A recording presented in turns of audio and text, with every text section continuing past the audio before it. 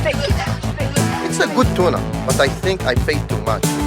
I always wear my mask and wash my hands after going home. I am the king of the ring. Welcome to the Japan What Podcast, episode 212. And I am your host, Matthew PM Bigelow.com. And I'm coming at you from the Aizumicho Studios in Shinjuku, Tokyo, Japan. The armpit of Asia. Covering Japan Society 5.0, AI markets, rising conflict in the Indo-Pacific, the supply chain wars, and more. We thank you for coming along the adventure that is today's show. Busy as usual, over-prepared as usual. I'm going to try uploading this onto a new schedule, see if I can get 2 in the can based on some plans. So if you've tuned into the previous one and it was a little different than usual, well, thank you, I guess. Let's take a look here. We're diving right in. I mean, it's kind of weird because things are very, very busy globally right now. But in Japan, really, doesn't compare that much. Right now, there's like India, Pakistan. There's all this like war and crazy economy and like Trump administrations and Qatar and Saudi Arabia buttering them up.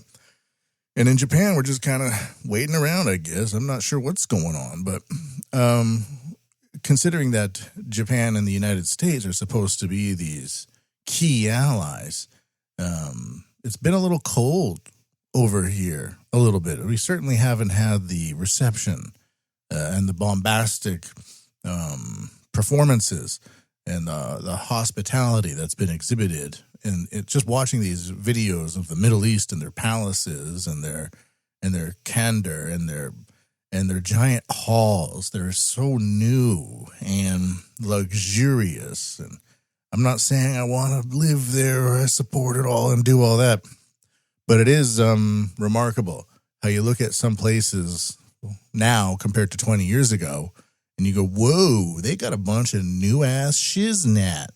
And you look at our stuff and you're like, well, some of it's new, but is it all new? Is it? It's like there's this comparative thing, not a FOMO thing, but a comparative thing where the screens show you the glossiness of the newness of somewhere else. And you kind of compare it to your own abode or your own surroundings. You watch these giant palaces and people with robes traipsing through them in the Middle East. And you're like, well, they have it pretty good out there. Then you open up your curtain and you're like, that fire hydrant out there is looking kind of old and rickety. Can it even help to put out a fire anymore? Is this what we've come to? So there's this weird kind of comparison. Meanwhile, of course, they never show the servants, having to trim their toenails. Imagine that horrendous show. Yes, it's time for the servants to trim their nails. We'll show you that. And you go, thank goodness for our place where we don't have to do such things. We're taking a look here at the overall today. We're going to look at some Japanese economy, some of the supply chain war, and quite a bit of Society 5.0. And it's not really the ISNAT hit and the ANFE. It's some overviews, but it's trajectories. And my trajectory right now is that while Japan is enjoying a tourism boom, and while Japan is seeing pretty good stock returns, if you know how to do it right, overall the country is down. In 2019, I was very bullish on Japan. I'm not talking about the stocks because I follow some stock people on X, and they're quite happy. They've chosen the right ones. They're going up. They're quite happy. And, in my household, we have some investments as well. And, okay, they're all overall up. And that's great. It's great to look at things and go, things are up. But it's not like it's in front of you. It's not like it's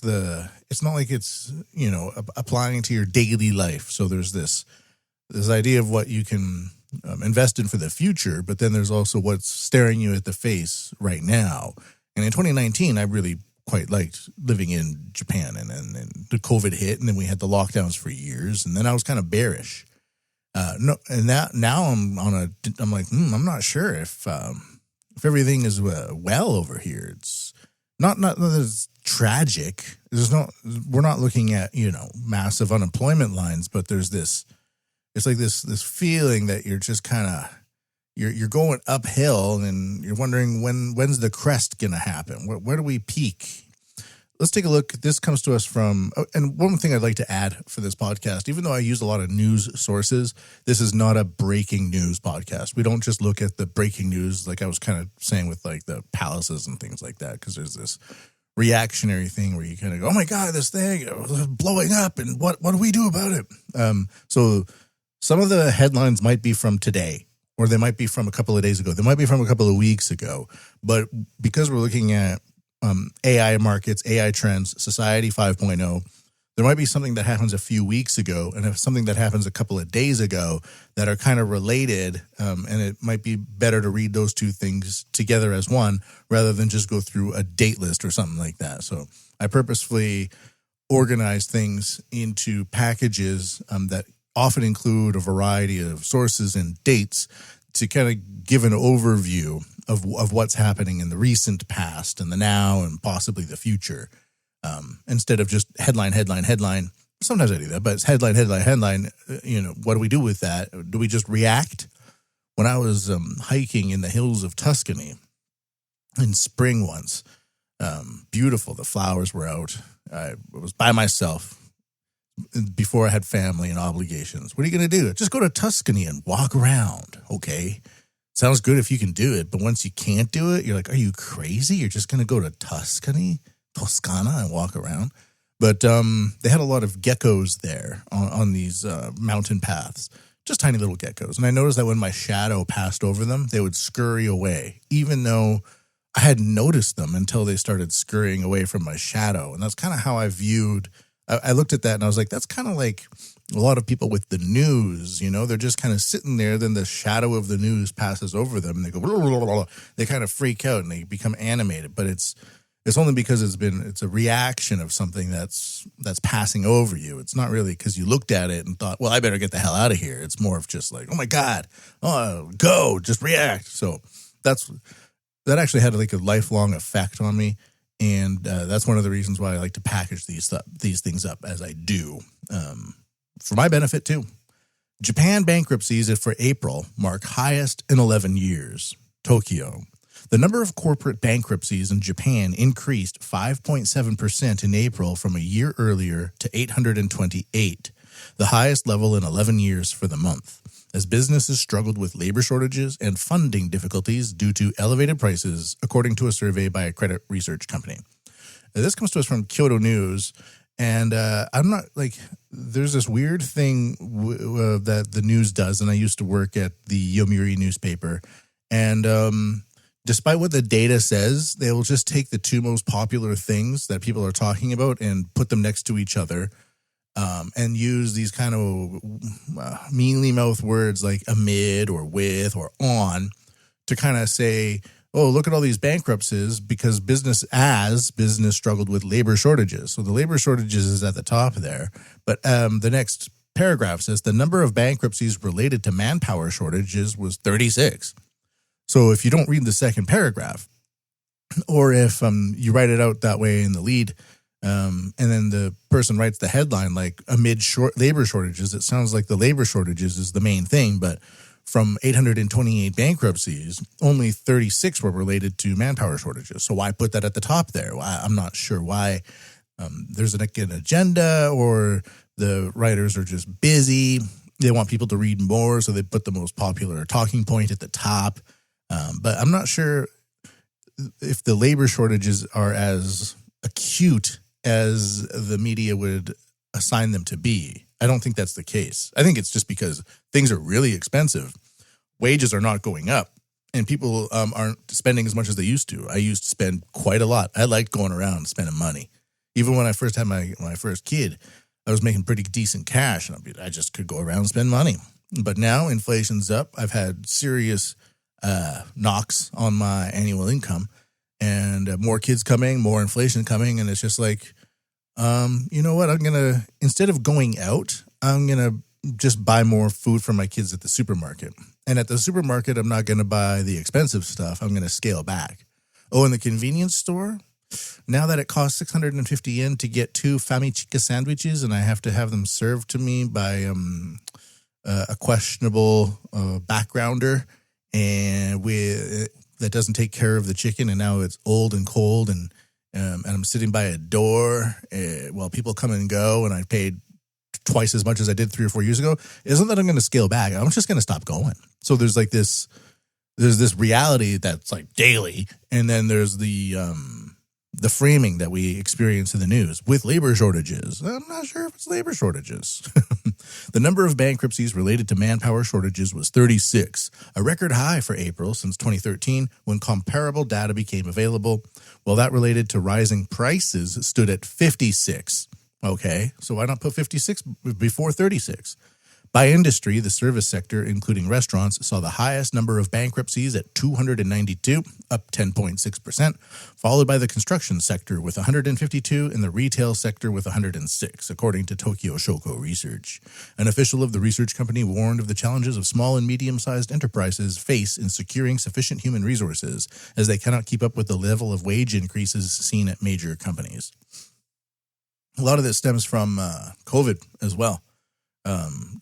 Turning off the economy, staying home, not allowed to go out.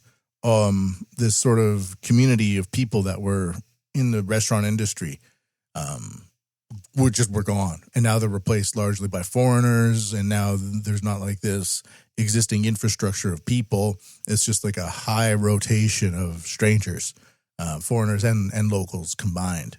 Before there was like, I used to work in the restaurant industry, and even though you didn't make much money, if you were there for 8-10 months, a year or so, you would begin to kind of form alliances with other eateries or restaurants, and you would go to each other's places, and you would kind of compete with each other a bit, like, hey, we got to get this on the menu, or they're doing that, maybe we could do this, or we'll go over to their place after work, or they're coming here before they go.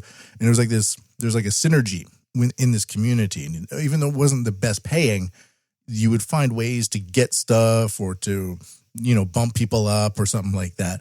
But now I don't think that's the case, because we shut it off and everybody had to quit. And now these restaurants that shut down and collected all this money for shutting down are not experiencing the economy that they used to. And the economy is quite different now. It's quite different indeed. So there's that. So there's the highest level of bankruptcies. And this one as well is interesting because after the connecting this to COVID as well, not that I would intend to, but the yen plummeted a lot. That has a lot to do with the current situation as well, where in 2019, 2020, the yen was at parity pretty much with the US dollar. And now it went down like 40, 50%. It's climbed back a little bit, but we're still in like this in this massive quick depreciation of the national currency. So now travel abroad is like out of the question for so many people. Wages are not what they used to be. So there's that as well. That's like on the level of the what we see in front of us, like I was saying before. But what I never really thought about earlier was the fact that the depreciation of the yen means that a lot of large companies' valuations now in terms of yen are much lower if other companies are coming in with dollars or a stronger foreign currency. So while the Japan government, I think, likes to keep this yen low for the exports and for the tourism, it's actually opened up a large vulnerability when it comes to inbound mergers and acquisitions. The previous one was from JapanToday.com, from Kyoto News. And this one here is from JapanForward.com, the English arm of the Sankei Shimbun. This comes to us from May 14th. So exactly, it's not like it's hot off the presses, but it's a survey. It's recent. It's current. So we don't have to do immediate things all the time. That's what X is for. Survey. By the way, a lot of podcasts that rely on hot news are just not even worth listening to anymore, because X, you see it immediately. And then when they eventually publish it a couple of days from after that, it's like, it's old news. Anyways. Oh, geez. Just had a crash, but we're all good. Survey: 70% of Japanese companies expect rise in inbound mergers and acquisitions. Between mid-March and mid-April, the Sankei Shimbun surveyed 107 major Japanese companies regarding their stance on mergers and acquisitions. Nearly 70% of respondents said they expect M&As actively by foreign firms targeting Japanese companies to increase. This is roughly 10 percentage points higher than the previous survey conducted in late 2024. However, only 3.7% of companies said they had introduced measures to guard against unsolicited takeovers, highlighting how little progress has been made on the defensive front. Because not many people are prepared for it. Not many people are prepared for such a rapid decrease of yen opening up this type of vulnerability in large-scale markets. Slow to act on defense. The risks associated with M&A resurfaced in 2024 when Seven & I Holdings received a buyout proposal from Canada's Alimentation Couche-Tard. The incident underscored growing concerns that no Japanese company is immune, with one megabank executive remarking, "Every company is now effectively for sale," reflecting that sentiment. Not a single firm in the survey said it expects inbound M&A to actively decline. However, when asked about their stance on takeover defenses, 34.6% of companies said they had yet to make any decisions. Only around 13% said they had either implemented or were considering such measures.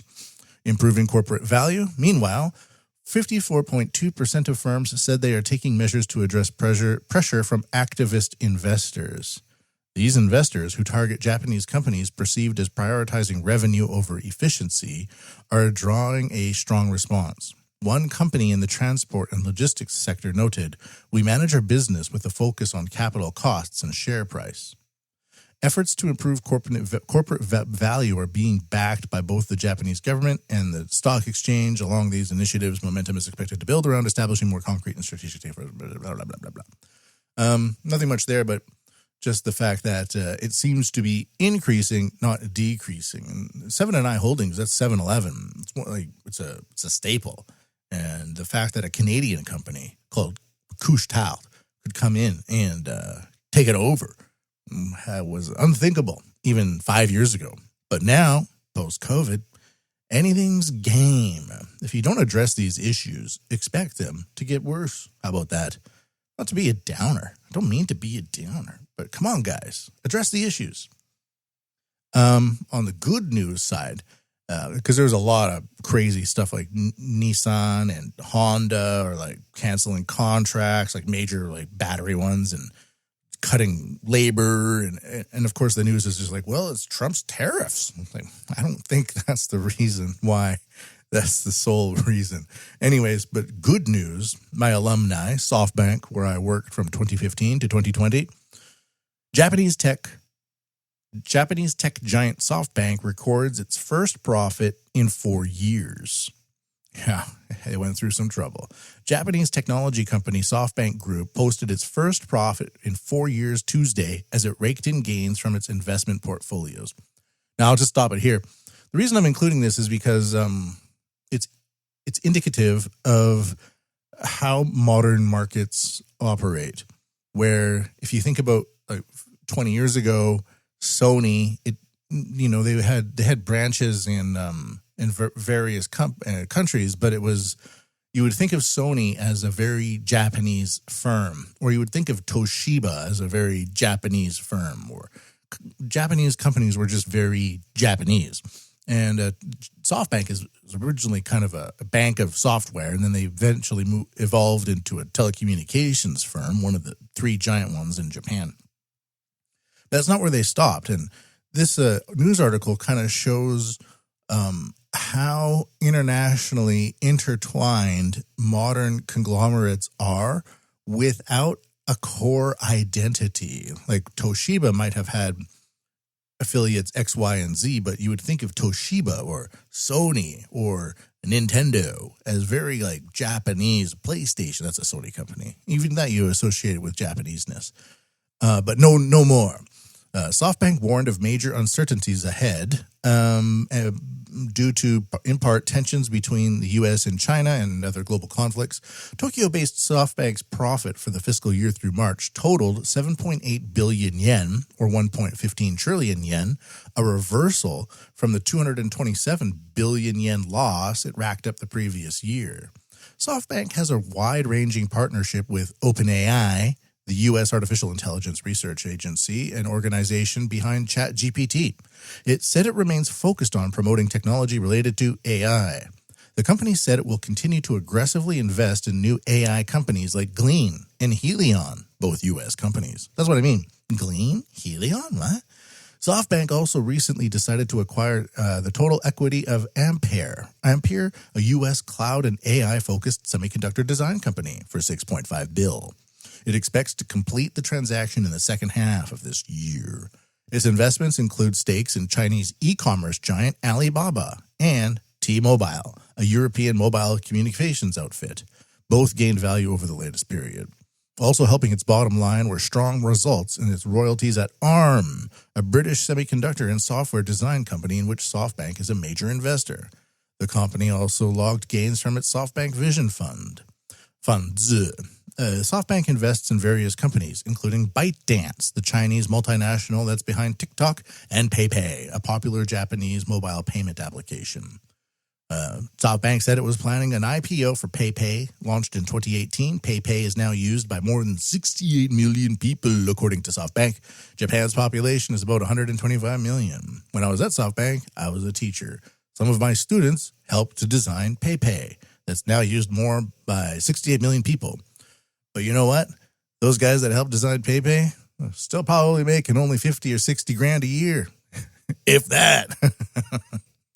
That's the way it works in Japan. So there we go. So that's good news from SoftBank, but it's also not because it's like Japanese. It's because it's all over the place and based on software, I guess. Software and AI and cloud and stuff like that, and how it's all intertwined. I noticed that when I was there.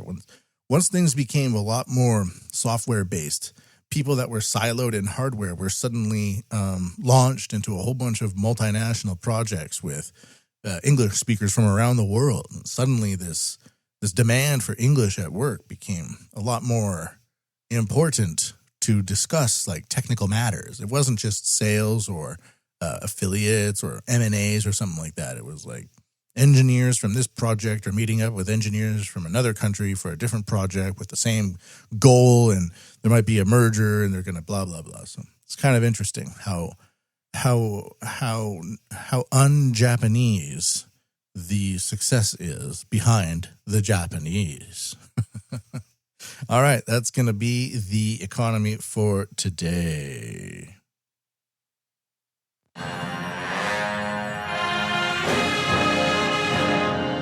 Let's look at the supply chain. Die for the war.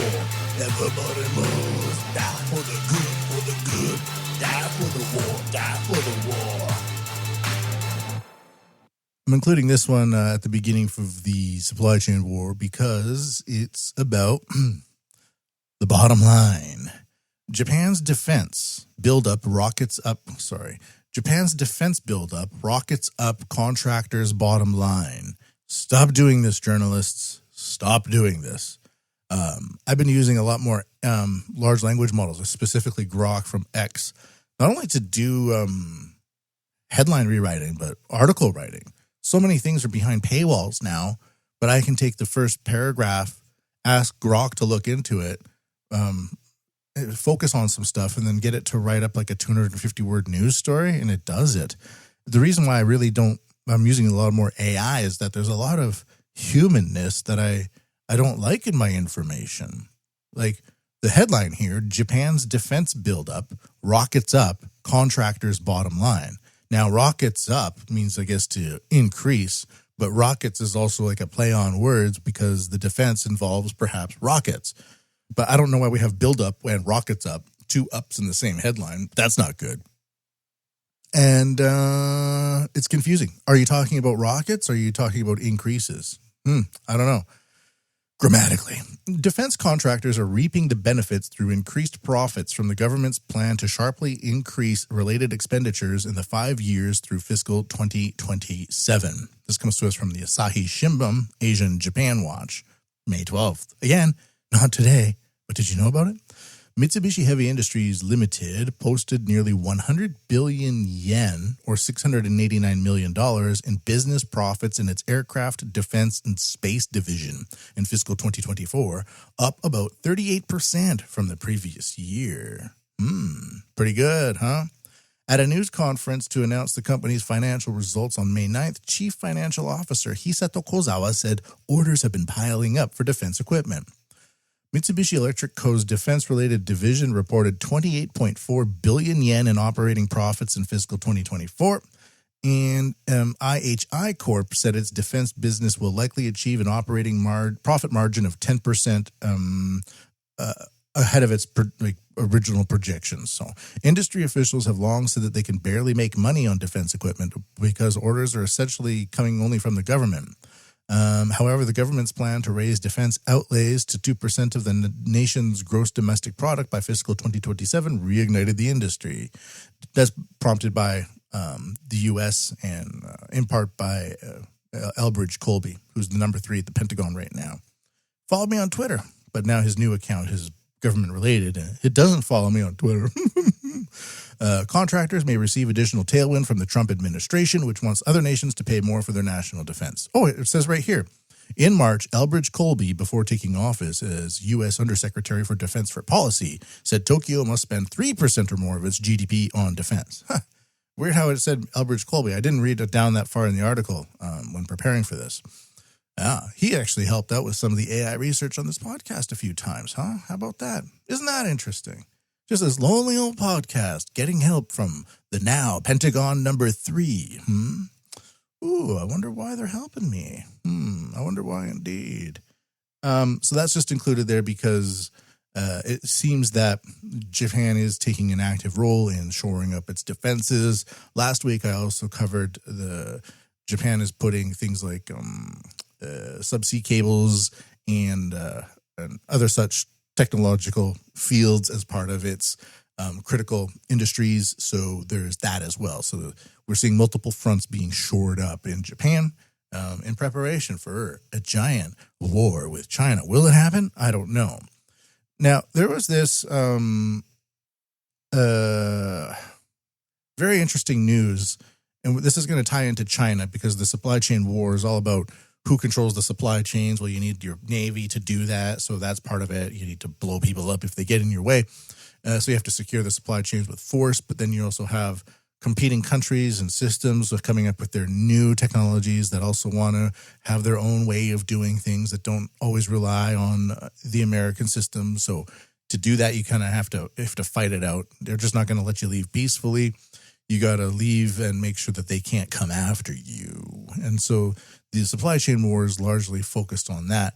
But China is it actually it's getting pretty aggressive in the South China Sea. They're ramming ships, they're building up places, they're taking over islands that other people claim, but China claims that it's always been China. So I'm not taking sides. I'm just saying there is like a building tension there, and Japan's part of that because of its shared maritime border, and there's a lot of incursions going on in the Senkaku Islands as usual, which China claims is the Jiaoyu, but China seems to be de facto taking over the South China Sea to commandeer supply chain routes, essentially. Who knows what they're going to do with it? Are they going to be fair? We don't know. We've never been in this situation before, but one aspect of Chinese strategy, though, for the supply chain wars is part of its unrestricted warfare policies, which is to use asymmetric warfare. So they will use any way they can to gain advantages. And a lot of this has to come with the fact that we order a lot of stuff from China now, and who knows what they're putting in it. So when we order like a smart camera from China that has AI processing in it, how do you know it doesn't have a back door that sends information back to China? Well, maybe the one for your little apartment in the big city doesn't, but what if they know that there's a government contractor ordering it for some a secure building. Well, then will they put it in there? Or let's just say there's a mid-sized corporation and they're looking to save money and they want to have facial recognition cameras or they want to have some sort of camera security system. And it's the location of this headquarters is somewhat near to sensitive defense equipment in Tokyo.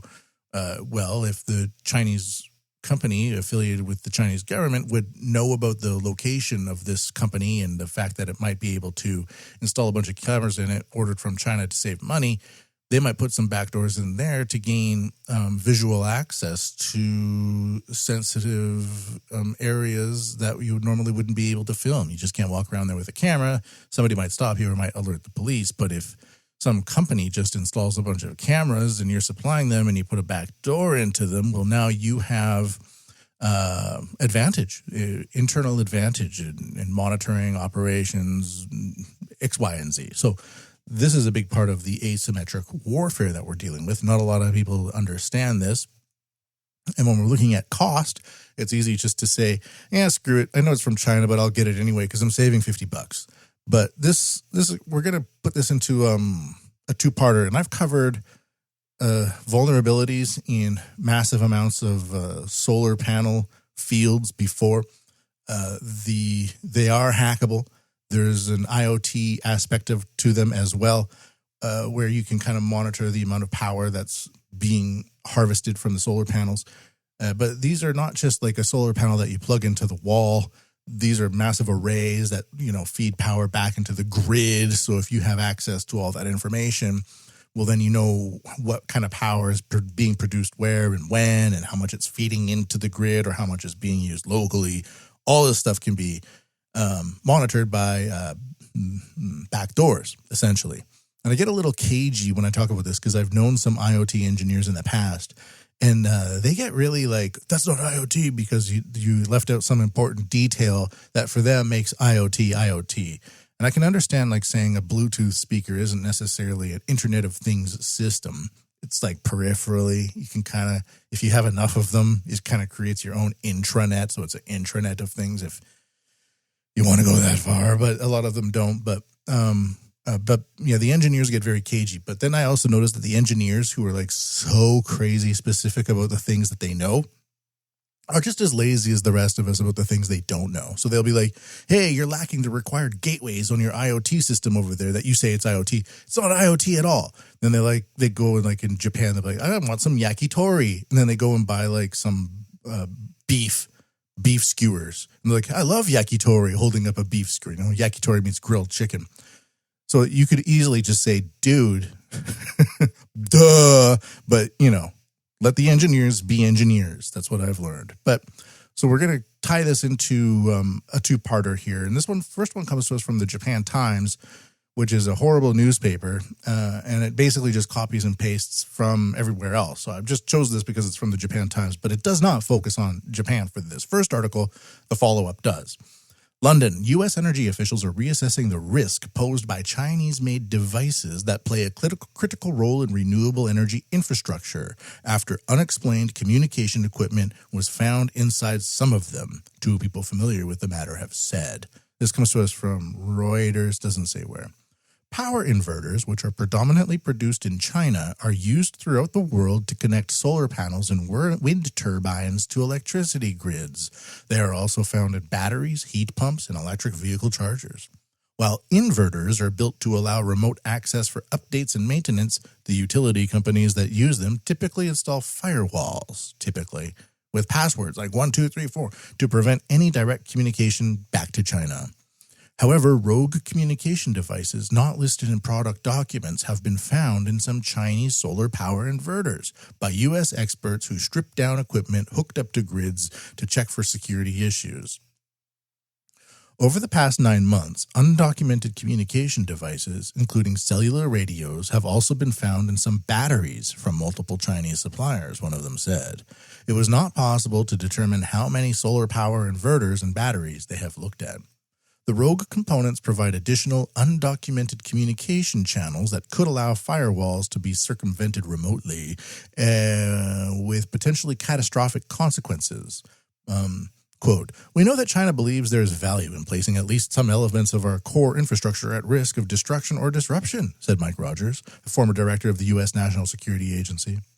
A spokesperson for the Chinese embassy in Washington said, "We oppose the generalization of the concept of national security, distorting and smearing China's infrastructure achievements." It goes on from there.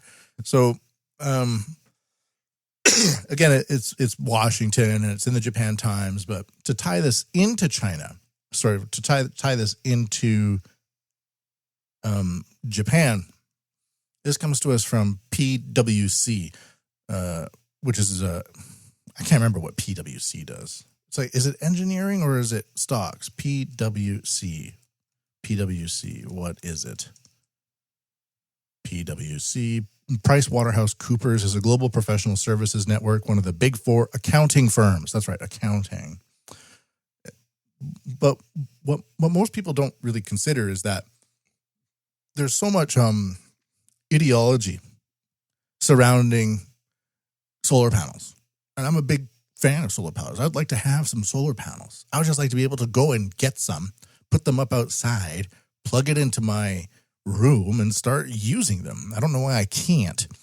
But I don't really kind of go, wow, now that we have solar panels, we can shut down all the dirty coal plants. And if we just have more, then finally we'll have a utopia on Earth. So they're like, there's a whole bunch of utopians. And when you get a whole bunch of utopians together, they don't really consider reality, like the risks of reality. Like, you're not going to have a bunch of solar power enthusiasts come together and be concerned about Chinese hacking the inverters, for example. They just look at solar panels, the end result. A solar panel is outside and it's collecting power from the sun via its photovoltaic technologies, and they go, problem solved. I guess we're living in utopia now. Meanwhile, they've just opened up a giant hadron collider of hackableness. Is that the title of today's show? Hadron Collider of Hackability. Anyways, Tokyo's new solar power mandate. Can Japan avoid Germany's solar pitfalls? This comes to us from April 2025. Oh my God, it's not exactly new. To encourage the generation of renewable energy, the Tokyo Metropolitan Government introduced a regulation mandating the installation of solar panels on the roofs of new detached buildings starting in April 2025. The new regulation will require large house builders, those undertaking projects exceeding 20,000 square meters annually, to install solar panels on new houses and other buildings with a floor area of less than 2,000 meters squared. Is it square meters or meters squared? Depends on where you are. Given the limited space available in urban areas for large-scale renewable energy projects, the initiative aims to significantly boost the utilization rate of residential PV systems, photovoltaic. The effort supports Tokyo's ambitious goals of achieving net zero carbon emissions by 2050, even if it means letting the Chinese hack everything, and increasing the share of renewable energy to 40% to 50% by 2040. Apart from the potential effects on house prices, the initiative is expected to have broader implications on the stability of the power grid. Now, does it mention anything about risks in this article? Nope, it doesn't. Does it mention anything about China? No, it doesn't. So this is the point here, is that on one news story we have, oh, look at all these inverters for the solar panels. Wow, a lot of them seem to have back doors in them connected to China. But when we look at other articles by the utopians, the people wanting to have stupid net zero by stupid 2050, all they say is, like, in Germany, most residential systems, unlike large solar farms or wind installations, cannot typically be controlled or curtailed. This creates challenges for grid stability, especially when high energy supply coincides with low demand. The two leading PV developers have even warned of regional blackouts during national holidays in spring 2025 if regulation of PV assets is not implemented soon. So they kind of say, like, yeah, we might have grid outages because of the of just the way it doesn't work. I was listening to people talk about how complex it is to have all of these power plants connected to each other, like the frequencies and the supply and knowing when to get it up and when to turn it down. But with the solar panels and the wind, you can't really control the universe, so you can't just turn it into a tap, essentially. But so this is the kind of the point that I'm making here. What if the builders in Japan have a total lack of cybersecurity because you don't really associate real estate companies putting solar panel arrays on large commercial construction projects as having cybersecurity teams, right? Hey, we're building a building and we're putting solar panels on there. Thankfully, we have our crack team of cybersecurity experts. So my point here is, what if already there are buildings in Japan that are opening up that have giant solar arrays on the roofs or massive amounts of solar panels and whatnot? What if they're already compromised by hackable Chinese inverters? I don't think Japan makes a lot of its own inverters anymore. I think it imports most of them. I'm going to check that, actually. I already did, but I just want to provide the details. I'm getting this from Grok, so I believe it to be true. It sources it as well. This one's called Solar Panel Export and Import Data from importglobals.com, as well as the Center for the CSIS. I always think of CSIS because I'm Canadian as the spy agency. Solar panels, imports. In 2023, Japan imported solar panels with a total trade value of approximately USD 9 billion, making it one of the top importers globally. Major sources include China. Other suppliers include Southeast Asian countries like Vietnam, Malaysia, and Thailand, where Chinese manufacturers have shifted production to avoid tariffs. Imports are driven by high domestic demand. It says Japan was a major solar power manufacturer in the early 2000s with a market share globally of 50%. However, by 2019, this dropped to below 1% due to China. In 2022, domestic shipment volume of photovoltaic modules was significant, with 77.2 million kilowatt hours shipped domestically. And key domestic manufacturers include Sharp, Kyocera, Mitsubishi Electric, and Choshu Industry, focusing on high efficiency, blah, blah, blah. So, so Japan has less than 1% now in a 20-year period. This is actually a major point of the show these days, is Japan's becoming a lot less Japanese. Whether it's the SoftBank reporting all of its profits via non-Japaneseness, or whether it's the solar panels coming into Japan, where it used to have 50% market global share, now it's less than 1%. And it's opening up all these vulnerabilities as well, like having buildings being erected that are pre-hacked, zero-day exploits, where instead of just having computers like that can be hacked, the buildings themselves can be hacked.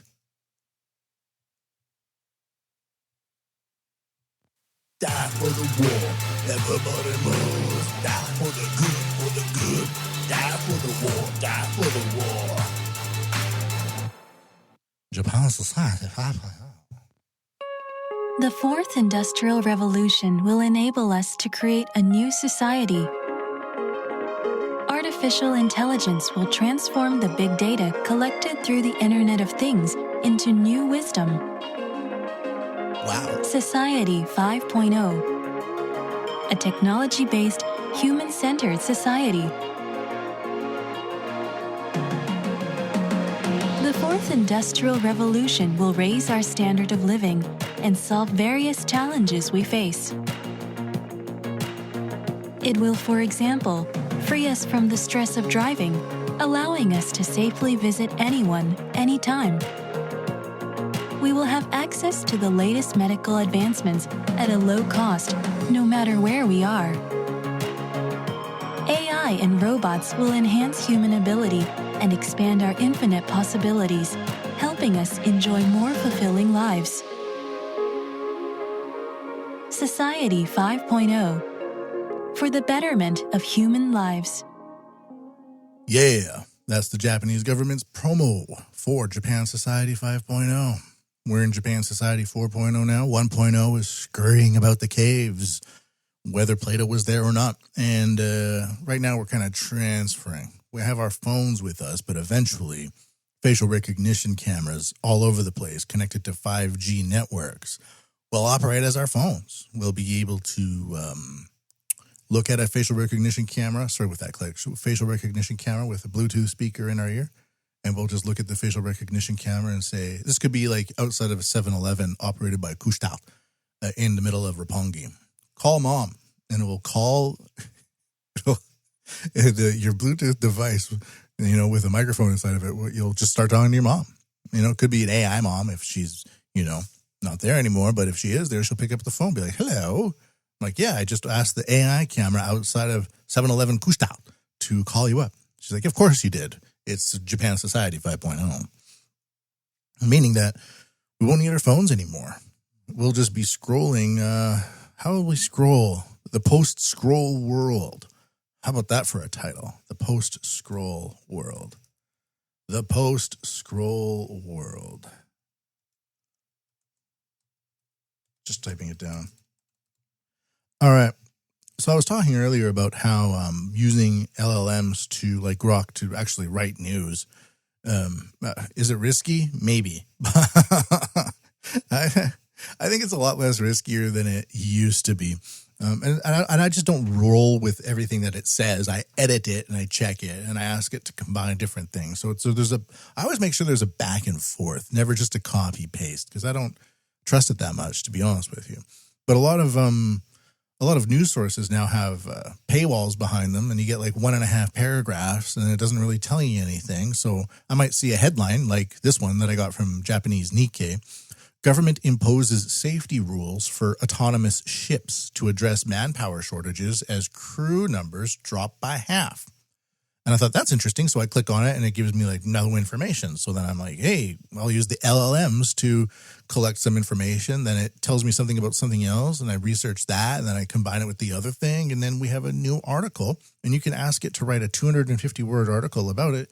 And it will, in seconds, write exactly 250 words. Crazy. Not 237, not 262, 250. The exact word count you order. And it's just like, boom, right there. Japan and China advanced AI-powered autonomous ships amid maritime challenges. Now, that's the Grok headline. And autonomous ships, I think, are going to be looking at the macro, huge, like really important, especially for China and its Belt and Road initiatives, because the AI ships can be monitored and with the satellites and controlled by balloon networks and satellite networks. IoT networks, and everything on this ship can be monitored as well. And all of the things that are being paid for on the ship can be linked back through Huawei phone technology to both buyer and seller. Or if they're transporting large amounts of iron ore from Australia to somewhere else, that can be logged in real time and measured in real time and weighed in real time and all that stuff. So having the AI ships means that you don't have to have the worry of human failure. You have AI failure, but not human failure. So this one's kind of comparing a Japanese AI ship to a Chinese AI ship in a way. But the fact that Japan is moving forward with AI ships is telling, because there's like 3 major manufacturers of big ships in the world. It's China, Japan, and South Korea. And China's gaining market share year on year. And I think South Korea is doing a bit better than Japan right now, but they're both at like 25, 30%. I'm not going to look it up. That's just going from the dome, and I'm going to keep it that way. Japan and China are pioneering AI-driven autonomous ships to address maritime labor shortages and enhance operational efficiency, but their approaches diverge in scope and ambition. Japan's new safety regulations, announced May 12, 2025 by the Ministry of Land, Infrastructure, Transport, and Tourism, allow crew sizes to be halved by 2030. I'm not sure if it's allow cruise sizes to be halved by 30 or is being implemented because cruise sizes are expected to decrease by half. So that might be like an AI thing. But it's tackling an aging workforce where over 50% of coastal crews are over the age of 50. AI systems handle navigation and lookout tasks, while trials like the 2022 Tokyo Bay cargo ship demo under the Nippon Foundation's Meguri 2040 project, aiming for 50% autonomous coastal vessels by 2040. Startups like 8Knot contribute, focusing on civilian applications to improve safety, given human error causes 70% of accidents. China, meanwhile, a global shipbuilding leader, deploys AI ships with dual civilian military roles. The Zhuhaiyun, launched in 2022, is the world's first AI-operated drone carrier, using the IMOSOS system for autonomous navigation and marine research with potential People's Liberation Army Navy surveillance applications. The JADA USVA, showcased in 2024, supports combat missions, while the Zhifei container ships targets commercial cargo. China's Wanshan Marine Test Field accelerates development, but cybersecurity and regulatory gaps pose challenges. Both nations leverage AI to cut costs and errors, but China's military focus contrasts with Japan's civilian emphasis. As global competition intensifies, Japan and China are redefining maritime innovation, balancing economic needs with strategic goals. So there's that. So interesting that it's not just like developers, some crazy guy in Mie Prefecture making a little drone ship and, scooting it about the bay. This is major, top down, the top of the top to deal with the so-called labor shortage. But interestingly enough, as mentioned before, Japan is relying more and more on the importation of this technology because the country is becoming less Japanesey. And the world of AI is no exception. As evidenced by SoftBank's, international acquisitions of non-Japaneseness, the world of AI is kind of the same. And this comes to us from Grok as well. It was behind a paywall, so I researched a few different news sites and asked for some details and then a summary. Alibaba's Qwen is foundation for more and more Japanese AI models. That's the original headline. Japanese startups are rapidly adopting Alibaba's cloud Qwen, an open-source large language model to drive AI innovation, aligning with Japan's push for technological self-reliance. Oh, really? Is relying on Alibaba self-reliance? Qwen's proficiency in Japanese language tasks, customizable framework, and Apache 2.0 licensing make it a cornerstone for local firms competing globally. Abedia, a Tokyo-based AI analytics leader, leverages Qwen to power its reasoning model, ranking among the world's top AI models. Supported by Japan's GENIAC project, more on that later, these models excel in retail and industrial analytics, surpassing rivals like DeepSeek in Japanese benchmarks. Rinaco uses Qwen 7b and Qwen 14b to develop its Nekomata models, optimized for conversational AI with high inference efficiency. Elysia and Light Blue tap Qwen for tailored language and data-efficient solutions, respectively, while Turing integrates Qwen with CLIP for a 15 billion parameter vision language model advancing autonomous driving. Qwen's appeal lies in its cost-effectiveness, flexibility, and strong Japanese data training, though challenges like occasional Chinese output exists. But Alibaba's plan to host Qwen on local service addresses data privacy concerns, boosting adoption. Amid the U.S.-China tech tensions, Qwen empowers Japan's AI sovereignty, as noted by Sakana AI's CEO, who's not a Japanese person. And they're getting defense projects, by the way. And they're doing Sakana AI. I featured them last week pretty heavily. They're doing AI tracking for, virus pandemics, tracking people in pandemics and predictive tracking in pandemics, as well as misinformation identification. And this guy's not a Japanese. With Qwen 3 outperforming OpenAI's O1 encoding tasks, Japanese startups are redefining the global AI landscape, cementing Japan's role as an AI powerhouse. That's kind of like a cheesy way to end the article, but most reporters would do the same thing.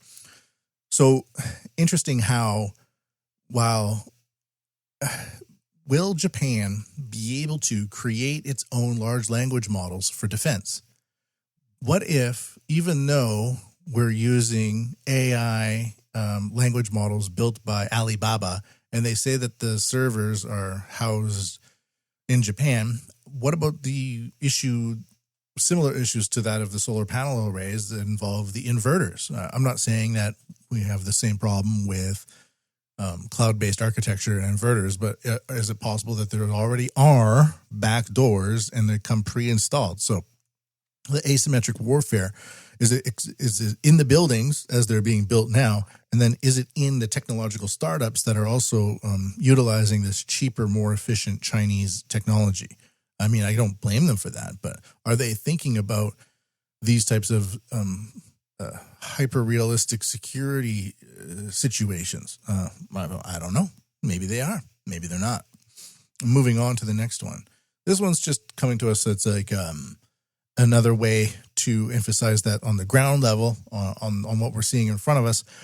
Companies are using AI to make their smaller companies more efficient and overall better. Like, this is like, I just wanted to include like a positive style story.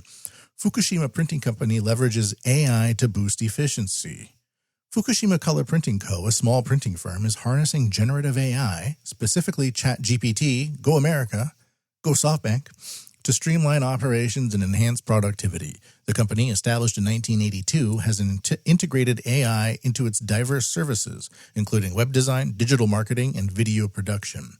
In 2022, the company joined the Fukushima Digital Promotional Council, prompting a strategic adoption of AI. This year, using a reskilling grant from the Ministry of Health, Labor, and Welfare, 4 department heads underwent 3-month online training to become AI managers. That's another reason I wanted to include this. The AI agents are here. We already have AI managers in Fukushima. They analyzed 30 business processes to identify ChatGPT's potential applications, now implementing the most practical solutions.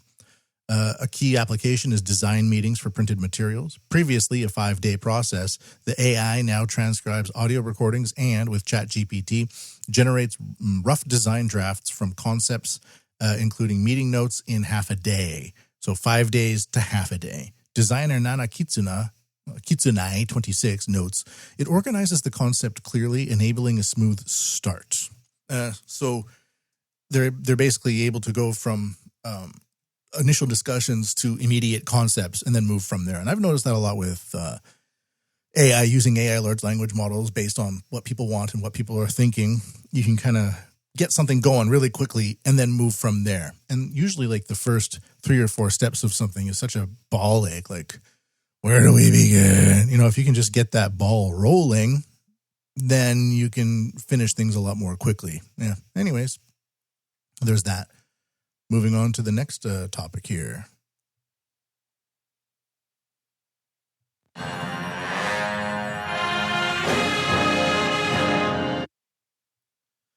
We were talking about Geniac earlier. Geniac boosts domestic AI development capabilities, but the problem is a serious lack of Japanese language data. This comes to us from the Nikkei X-Tech. And it says that, I'm not going to go too much into it because we've already kind of gone into it, but it reinforces the idea that because Japan is importing all this technology from other places, it's becoming less Japanesey, and they notice that there's a serious lack of Japanese language data. The idea here is that if you don't make it, somebody else will make it for you, and on some deep level, some deep cultural level, it's going to be very different from what you would expect. I've noticed that living in the world with international people. We use the same words, but the way we think about those words can be highly different. So yeah, we agree on the words, but we don't agree on how those words are rattling around inside of our brains. And the more Japan relies on less Japanesey developments, the less Japanesey the country will become, as is evidenced throughout every segment of this. I didn't structure this podcast around this idea. This idea came based on the information that was flowing out of the internet. Next one. Moving back into AI agents.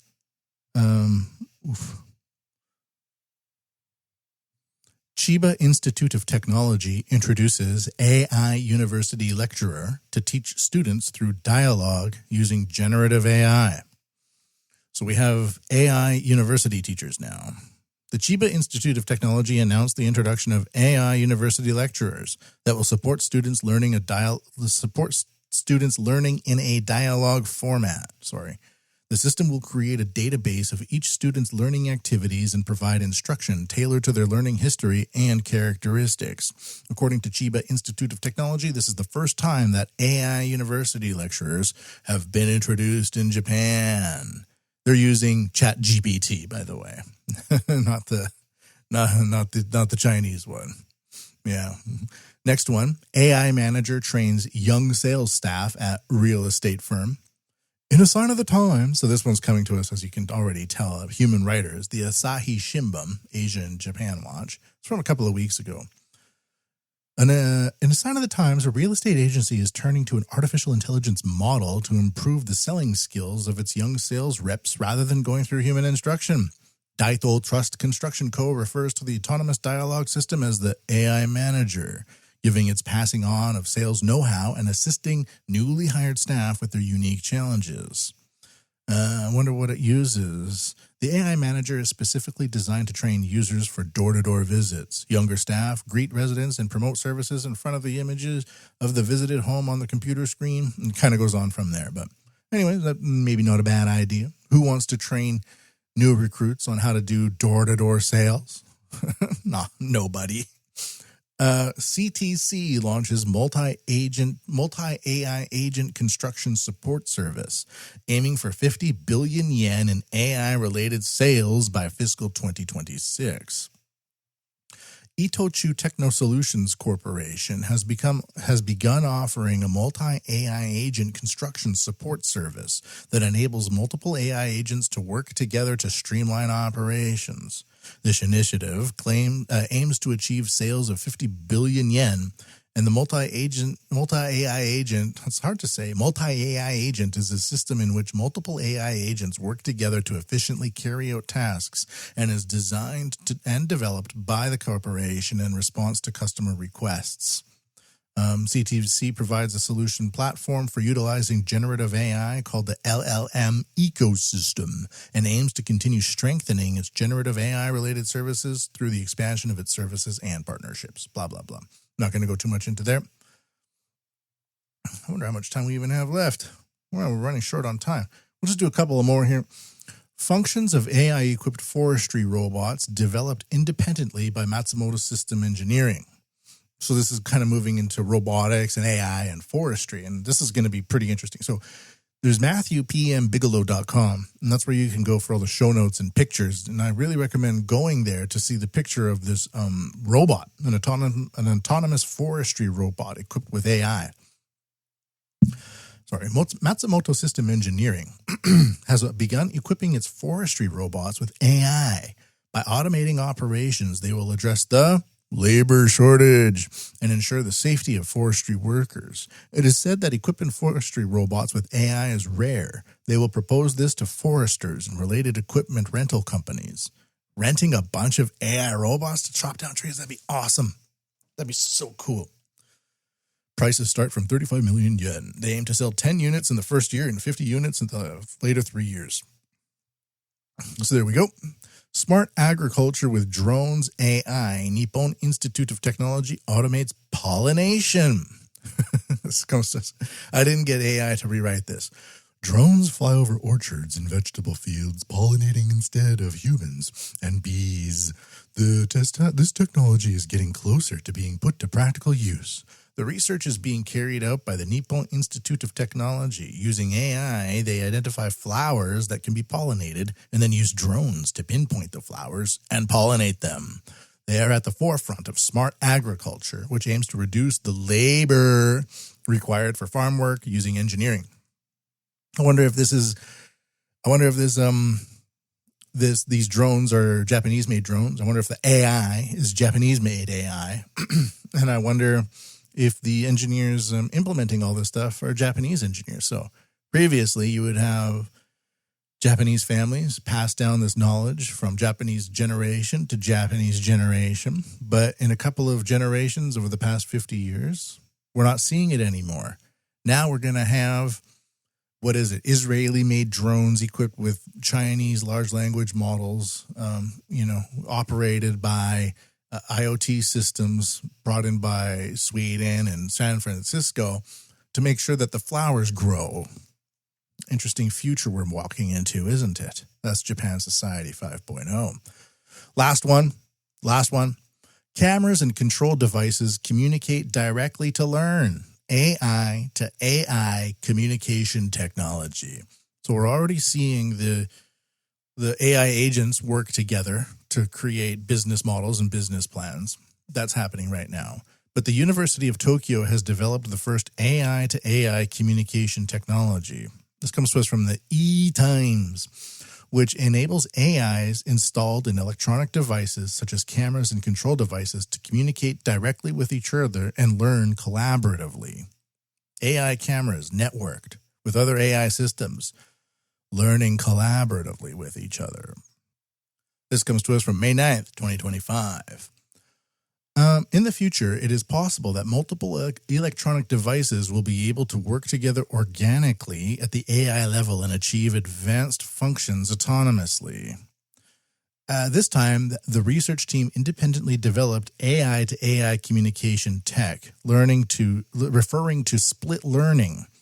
In the experiment, they applied the developed AI to AI communication technology to the logic-free building automation system, which monitors a room with the camera installed on the ceiling and automatically controls 4 types of lighting. As a result, logic-free building automation demonstrated that it can learn from the user's wall switch operation as a teacher signal and automatically acquire the optimal control method. If AI to AI communication technology becomes widespread in the future, it will be possible for electronic devices from different manufacturers, such as a ceiling camera from manufacturer A and an air conditioner from manufacturer B, to seamlessly cooperate with each other to provide a comfortable indoor environment. I think what that means is you have this, that's very funny, a ceiling camera. Yeah, so they learn to collaborate with each other. Depending on what's going on in the room. If I come in and turn on the light and then turn on the air conditioner, eventually that'll just be automated. I come in, the light turns on automatically and the air conditioner turns on automatically based on that's my thing. But let's just say it's somebody else doesn't turn on the air conditioner or they only turn on the air conditioner after 5 p.m. Maybe it would learn that way as well. So AI to AI communication. This is your air conditioner and your lamp talking to each other and learning based on what you are doing in the room.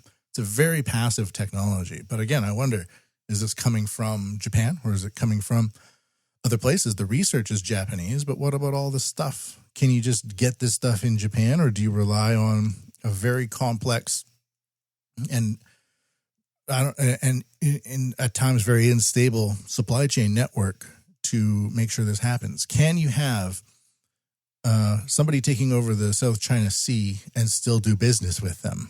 So these are the conundrums we're looking at. And if you want your lamp to talk to your air conditioner, then these are the facts we just got to face. Strange issues in the real world here. So at the beginning of the podcast, I said it's not like there's this insane amount of groundbreaking technology that's just like shooting up and now we're all using it, but it's like this slow trickle of tech just kind of being shaken out of a pepper shaker to go from a liquid to a solid metaphor or simile.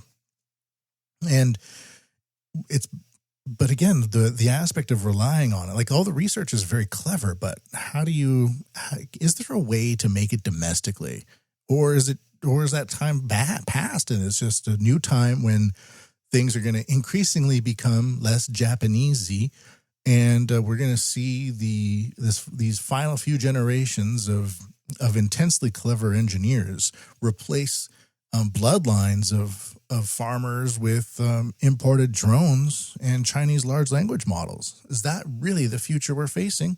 Or do we rely on hundreds of millions of third worlders coming in to plant the rice? It's crazy, but that's what we're looking at. And that's Japan Society 5.0 for today. The fourth industrial revolution will enable us to create a new society. Artificial intelligence will transform the big data collected through the Internet of Things into new wisdom. All right, well, that's going to be the podcast almost done, but I have the song for the review, and this song has a really interesting groove, and I quite like the bass line, and the vocal lines are really well spread out. It's not the fastest groove, but it's quite pleasant to listen to, and the textures and the layering from Suno are getting quite good and quite high. So the reason I'm including this song is just as a demonstration of the capabilities of AI generation, where I take the headlines and I put them into poetry generators, and I review the poetry generators, and we put it through Suno to make songs. And this is the song for today. I hope you enjoy it. I'll be back on the other side. A ledger splits beneath the surging flood. Bankruptcy soar 11 years tall crest. The yen a brittle string phrase in the mud, while SoftBank's profit sings above the rest. Inbound MA draws firms to Japan's gate. 70% foresee a merger's clasp.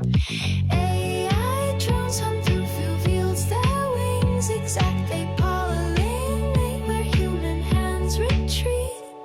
Solar panels forced by law stern dictate. Hide Chinese rogue devices in their grasp.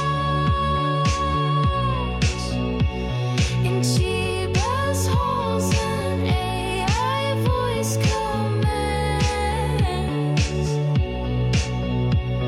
It's not in the future, it's happening now on the Japan. What podcast?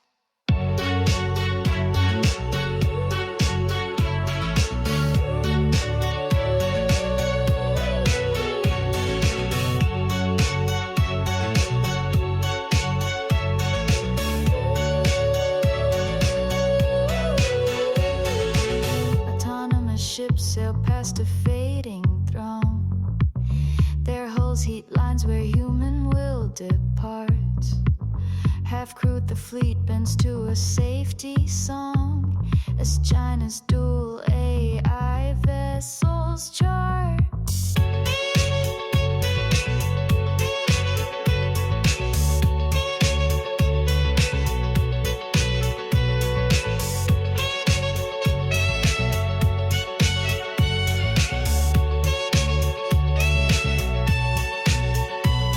Defense firms thrive on wars and yielding call. Japan's rockets and lift their profits high. Forest pulse with robots crafted stride. In Japan, steel clears paths through aged wood. It's not in the future, it's happening now on the Japan. What podcast?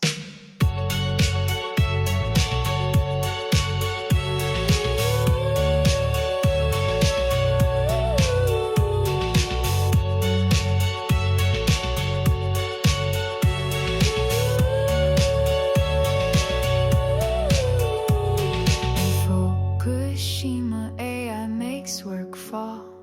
5 days shrink fast, 2 hours slipping by. Cameras talk device to device, they blend. A mind to mind where human thoughts descend on the Japan.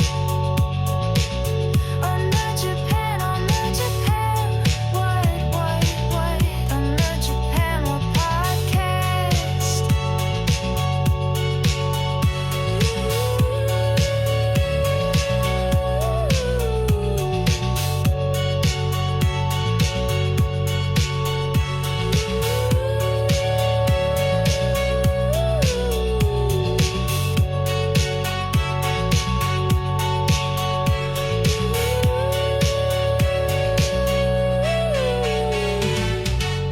All right. Thanks for listening. Make sure to go to the website, MatthewPMBigelow.com, and to donate at paypal.me/JapanWUT.